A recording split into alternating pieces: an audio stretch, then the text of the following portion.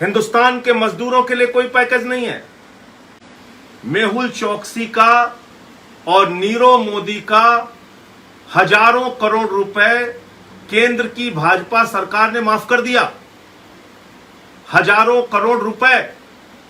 और सिर्फ मेहुल चोकसी नीरव मोदी का नहीं, ऐसे 50 विलफुल डिफॉल्टर हैं, टॉप डिफॉल्टर हैं, ऐसे 50 बड़े कर्जदार हैं जिनका 68,607 करोड़ रुपए माफ कर दिया गया। जय हिंद साथियों, आज मैं कुछ ऐसे मुद्दे पर आपसे बातचीत करना चाहता हूं जिसकी चर्चा कहीं मीडिया में नहीं है, जिस पर कोई टीवी डिबेट नहीं हो रही है, कोई बहस नहीं हो रही है, कोई चिल्ला चिल्ली नहीं हो रही है, एक दूसरे के बीच झगड़े नहीं कराए जा रहे हैं टीवी चैनल पे। और ये मसला मैं आपसे क्यों डिस्कस करना चाहता हूं, ये बात मैं आपके साथ क्यों साझा करना चाहता हूं, इसलिए साझा करना चाहता हूं दोस्तों कि पिछले कई दिनों से हम लोगों को ऐसे समाचार देखने को मिलते हैं, 1000 किलोमीटर पैदल यात्रा पे लोग निकल पड़े, 1200 किलोमीटर पैदल यात्रा पे लोग निकल पड़े, गुजरात से निकल पड़े, महाराष्ट्र से निकल पड़े। और कल एक खबर सामने आई जिसको आप देखेंगे तो हैरान हो जाएंगे और आपको तकलीफ भी होगी, पीड़ा भी होगी।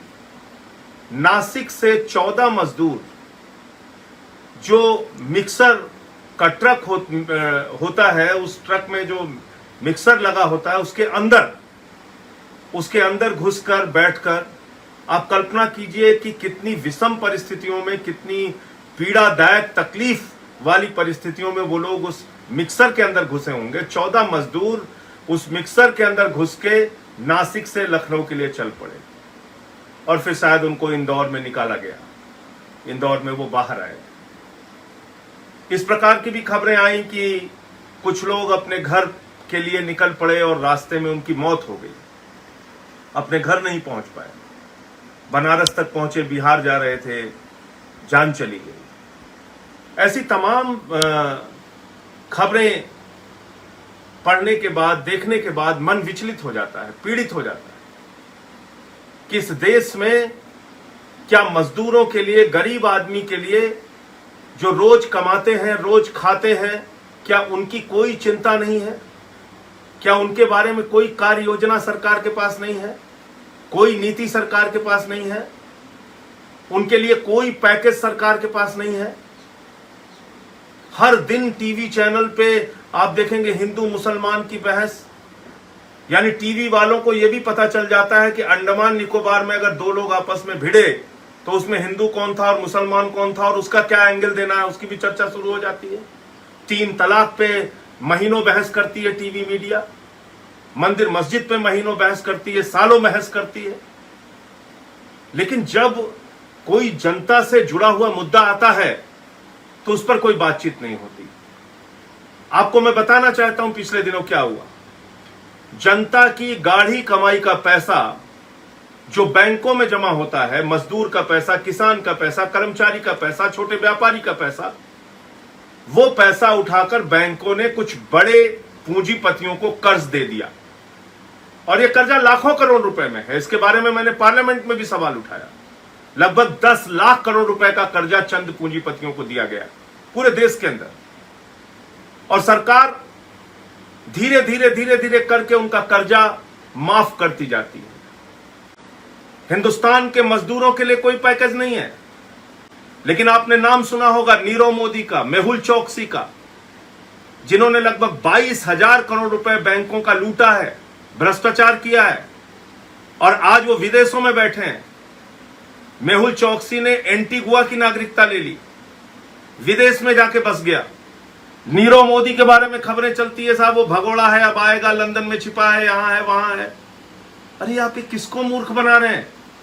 इस खबर पे जरा ध्यान दीजिए आप लोग। मेहुल चोकसी का और नीरव मोदी का हजारों करोड़ रुपए केंद्र की भाजपा सरकार ने माफ कर दिया। हजारों करोड़ रुपए।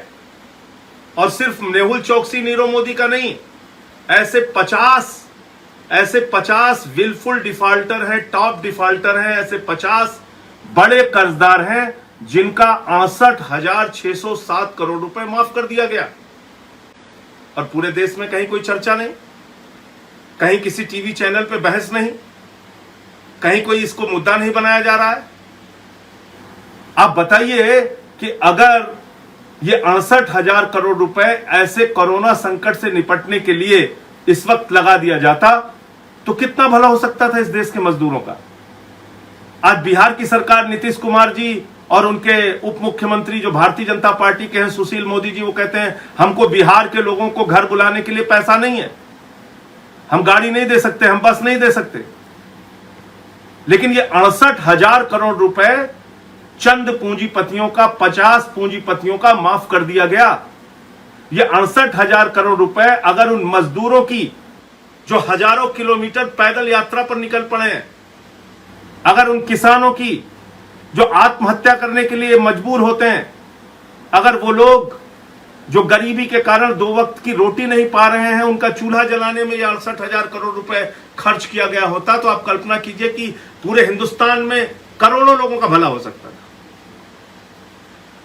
सबको उनके घर पहुंचाया जा सकता था इस पैसे से। लेकिन नहीं, आपके लिए पैसा नहीं है, आपकी सुविधा के लिए पैसा नहीं। हमने दृश्य देखे, बिहार के अंदर एक स्कूल के अंदर बंद है लोग और गुलामों की तरह उनके साथ बर्ताव किया जा रहा है। कोई आ रहा है, केला दे रहा है, कोई ब्रेड फेंक रहा है, उसमें टूटे पड़े जा रहे हैं। ऐसे ही आगरा का दृश्य हम लोगों ने देखा।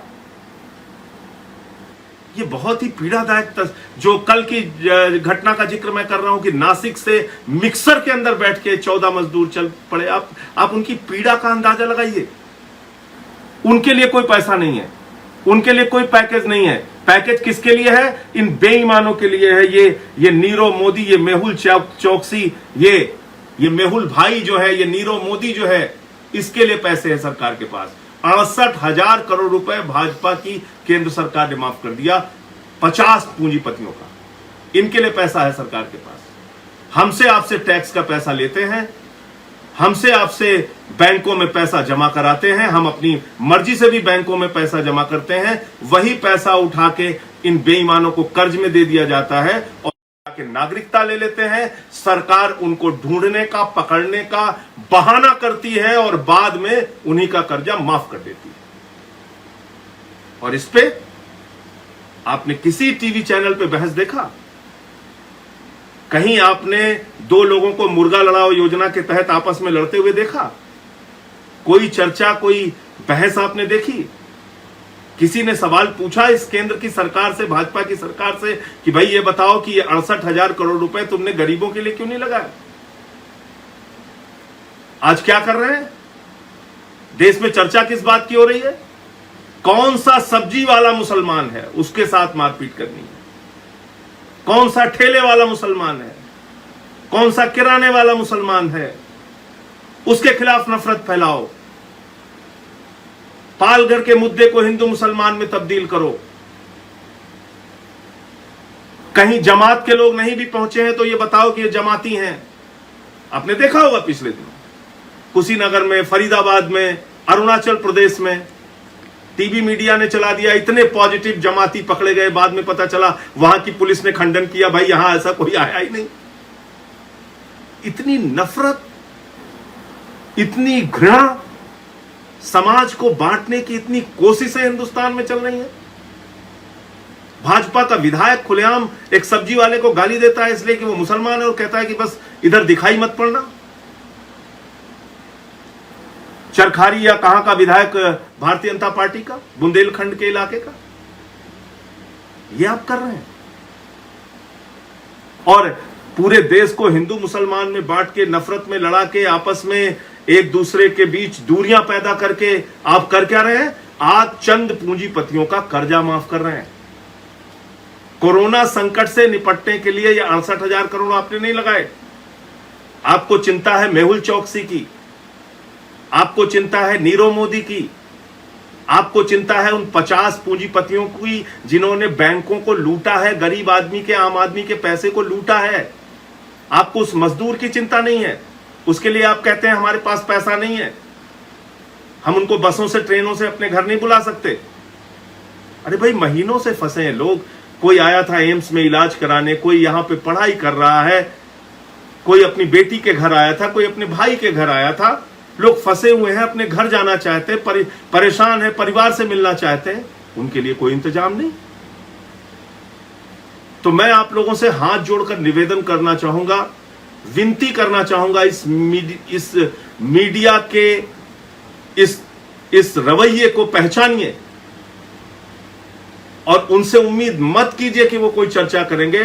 अपने अपने स्तर पे सोशल मीडिया पर वीडियो बनाकर ये मामला आप लोग प्रचारित कीजिए, व्हाट्सएप पे, फेसबुक पे, ट्विटर पे, और इसको गांव गांव तक पहुंचाइए कि 68,000 करोड़ रुपए 50 पूंजीपतियों का माफ कर दिया गया है, जिसमें नीरव मोदी भी शामिल है, जिसमें मेहुल चोकसी भी शामिल है, उसका भी हजारों करोड़ माफ कर दिया गया है, और गरीबों को मरने के लिए छोड़ दिया गया है, गरीबों को भूख से पीड़ा झेलने के लिए छोड़ दिया गया है, गरीबों को हजारों किलोमीटर पैदल चलने के लिए लावारिस छोड़ दिया गया है।